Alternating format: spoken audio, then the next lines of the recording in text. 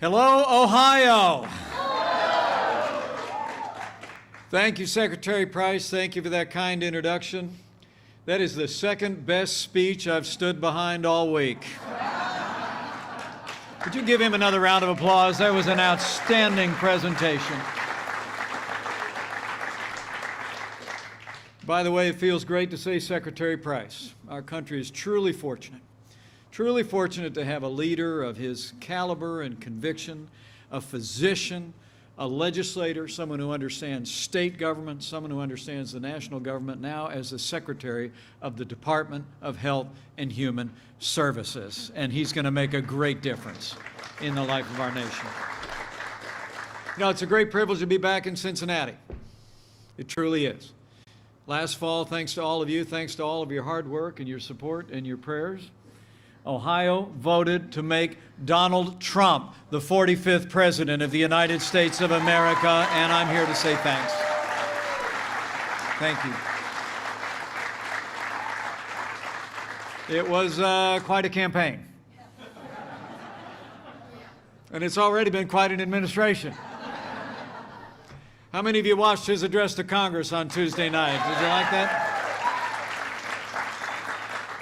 You know, what you saw a couple nights ago is literally what I see every day in the West Wing.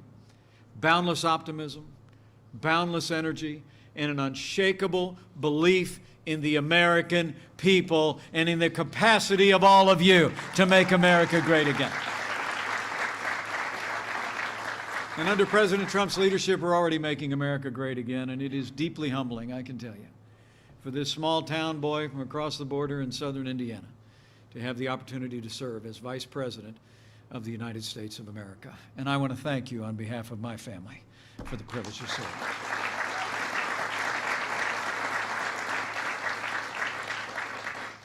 For the first time in a long time, I said it earlier this week, we've got a president with broad shoulders and a big heart. And it's an honor to serve with him every day. And speaking of which, the president did ask me to come here today and just express his heartfelt thanks. You know, America's small businesses and all the people that work for them were some of our biggest supporters. From the bottom of my heart and on behalf of President Donald Trump, thank you to the small business owners and employees who are the driving force of the economy here in Ohio and all across America. And thank you for coming out today. Thanks to all the small business owners who are with us, including, of course, Dan Reganold and Frame USA. What a great team and a great story. I enjoyed our discussion earlier today. I truly did, and I appreciate your candid feedback about what our administration can do to help businesses and help employees just like yours. And I especially appreciated the tutorial on frame making. But from those of you that may see it on the news tonight, I obviously need a little more coaching. How about a big round of applause for all the skilled craftsmen and women who make Frame USA such an incredible success story. They're good. It's hardworking men and women like all of you who make America the envy of the world. You're the backbone of our economy and our country, and the President and I are grateful and inspired by all that you do, and know that we're working every day tirelessly on your behalf. Frame USA is really a true American success story. It's been a family-owned business for over 30 years. And thanks to all of you, the company has grown from a small operation to everything we see around us today. You know, that only happens when you're doing something right and you're doing things in the right way. And at Frame USA, you've built a reputation of quality and service and quality products. And let me also thank you. Thank you for your charitable work. It is a model for all to see. Every month you cut into your bottom line to help those in need. And your generosity inspires me. And I know I'm not alone. I know with confidence that your community, your country, have benefited by all that you do. And so I want you to know President Trump is all of your biggest fan. And Donald Trump, as President of the United States, is the best friend America's small business will ever have.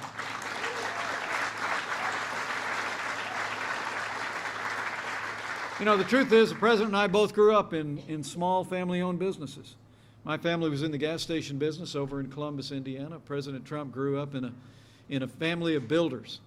And for me, I followed a career into public life and public service. And President Trump, who called himself a kid from Queens, ended up deciding he would follow in his father's footsteps, except he'd go to Manhattan Island and build the big buildings. You know, I always tell people, other than a whole lot of zeros, President Trump and I have a whole lot in common. I mean, a lot of zeros. And really, it's a belief in the American dream, because we both lived it. We've both seen it in our families, and all of you are living that today. And you heard his commitment to that in his speech to Congress on Tuesday night. The president really knows that small business are the engines of our economy, and as the president said, we're going to restart the engine to create jobs and prosperity and growth like never before.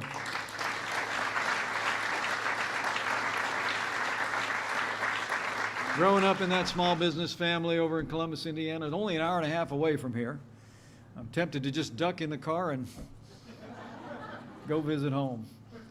As the world knows, the president, actually, I mentioned, grew up in a small business too, and we both know the sacrifices that it required. The long hours, the hard work. We both know the fundamental truth of our economy. When small business is strong, America is strong. And rest assured, President Trump and I want to help you become stronger than ever before. If you remember what the president said on the campaign trail, he promised to enact a three-part agenda, didn't he, when he campaigned through Ohio? Jobs, jobs, and jobs. And we've gone to work on that from the day after the election, and it's already made a difference. I like to say we're in the promise-keeping business, and President Trump is already keeping his word. On day one, we went right to work undoing the job-killing policies and executive orders of the last 8 years to get the economy moving again. In one of his very first acts on the job, after years of delay, he authorized the Keystone and Dakota pipeline to expand our energy infrastructure and create thousands of jobs. He signed legislation to roll back reams of red tape. He instructed every agency and department in Washington, D.C. to find 2 regulations to get rid of before issuing any new regulations on businesses in America. And he's taken decisive action to end illegal immigration, strengthen our borders, and uphold the immigration laws of this country. And businesses just like this one here today are already reacting to President Trump's Buy American, Hire American vision with optimism and investment in our country. You heard him talk about it just the other night, didn't you? From GM to U.S. Steel to IBM and so many others, businesses have been announcing that they're keeping jobs here, creating new ones too, tens of thousands of jobs. As Ford Motor Company's chief executive put it, when they made an announcement they were canceling a plant in Mexico and going to build a plant in Michigan, they said it was a vote of confidence in President Trump and his agenda to make America great again. It was. And you know, we're just getting started. In his address to Congress on Tuesday, the president laid out the biggest, boldest, best agenda I think I've ever seen in my lifetime. And we're going to pass it from top to bottom with your support. And today I have good news for you. The Obamacare nightmare is about to be over.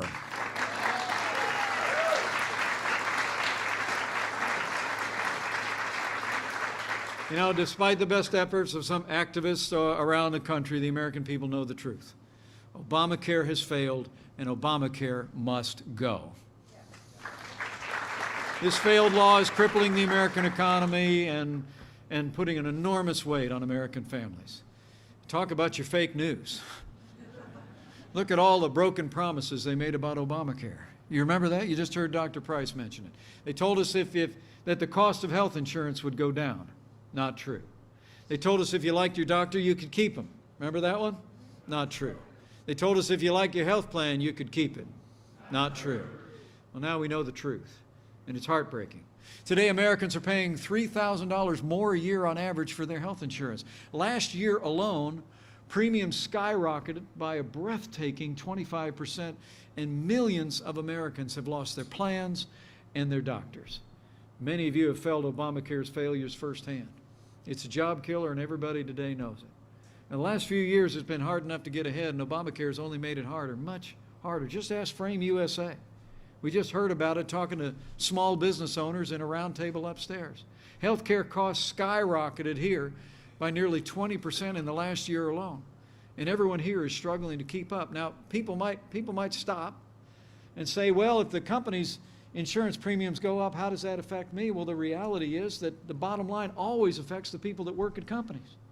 And it's resulted, I just heard upstairs about hard choices that companies had to make. I had one manufacturer with 18 employees, all of whom he appreciated, who had to let 3 employees go because of the rising cost of health insurance. He said, these are people that had worked for me for years, who I wanted to keep on, and I wanted to keep them part of our team. And they lost them because of the rising cost of insurance. The endless price hikes, the deluge of regulations eat up time and money that be better spent growing businesses and benefiting workers. Every year the burdens grows, and so do the hard choices that businesses have had to make. Plenty of other businesses in Ohio and all over the country are feeling the same squeeze. Obamacare is weighing down our job creators and our country's future. That's why President Donald Trump said we're going to repeal Obamacare once and for all. And we're going to eliminate its mandates, its taxes, its intrusion into your businesses and into your lives. And best of all, we're going to replace Obamacare with something that actually works. The President and I want every American to have access to quality, affordable health insurance. That's why we're working with Congress and with Secretary Price to design a better law that lowers the cost of health insurance without growing the size of government.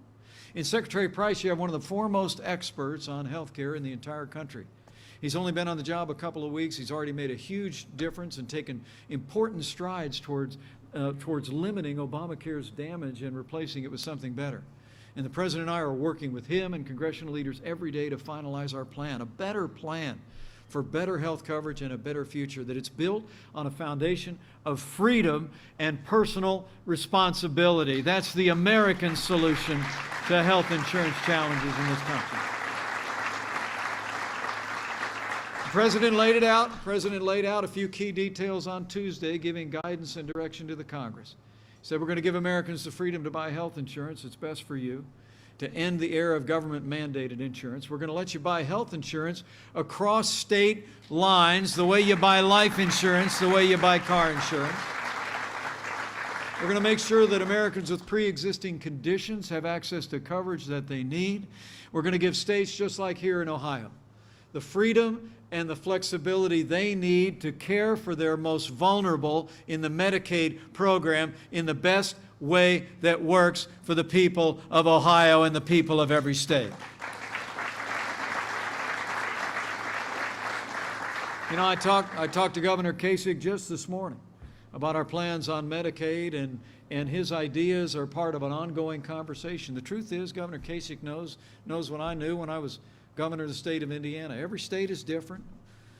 Ohio, Indiana, Kentucky. It's time Washington, D.C. recognizes state-based solutions are a pathway forward for better health care coverage, especially for our most vulnerable.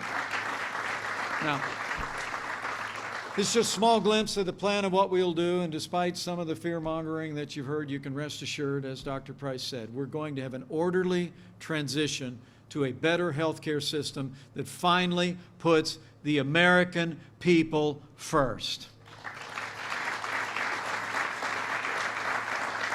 But you know, President Trump's agenda doesn't stop there. To kickstart the economy, we're going to pass the biggest tax reform in decades.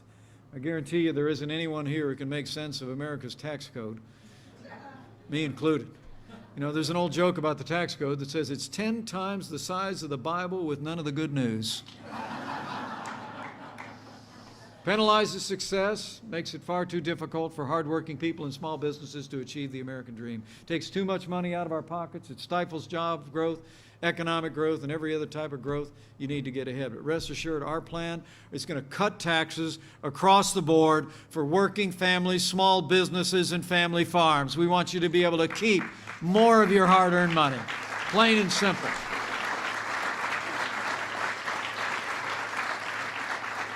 And we're going to cut taxes across the board so businesses here in Ohio can compete with businesses around the world and create jobs right here in the Buckeye State.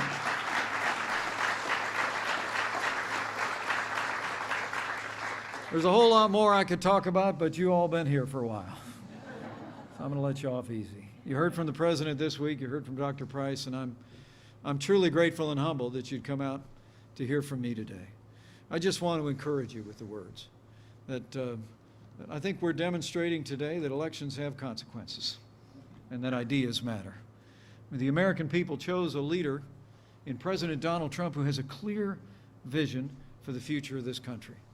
It's a vision of a stronger and a safer America, an America that rebuilds our military and provides our soldiers, sailors, airmen, Marines, and Coast Guard with the resources they need to defend our nation, protect our families, and come home safe today.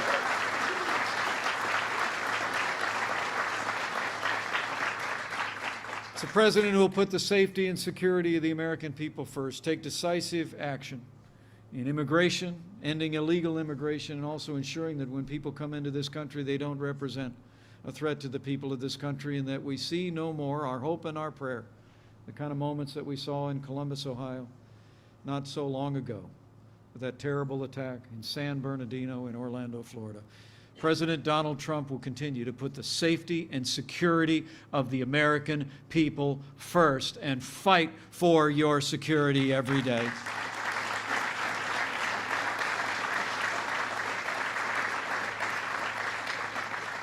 You heard the message today about prosperity, repealing and replacing Obamacare, rolling back regulations and taxes. And also, I'm proud to say, President Trump has demonstrated again that he's a man of his word by nominating a judge to fill the position on the Supreme Court of the late and great Justice Antonin Scalia, who will uphold the God-given liberties enshrined in the Constitution of the United States, and Judge Neil Gorsuch must be confirmed. So I just encourage you. I encourage you to stay engaged with the process, to let your voice be heard in every proper way, because we've got an extraordinary moment on our hands, and we've got a leader who will meet that moment with courage and conviction, a willingness to fight for the American people, to fight for American jobs. And I truly do believe that with your help and with God's help, and with President Donald Trump in the Oval Office every day, we will make America safe again. We will make America prosperous again. And we will make America great again. Thank you very much, Ohio. Thank you for being here today, and God bless you. Let's go get it done.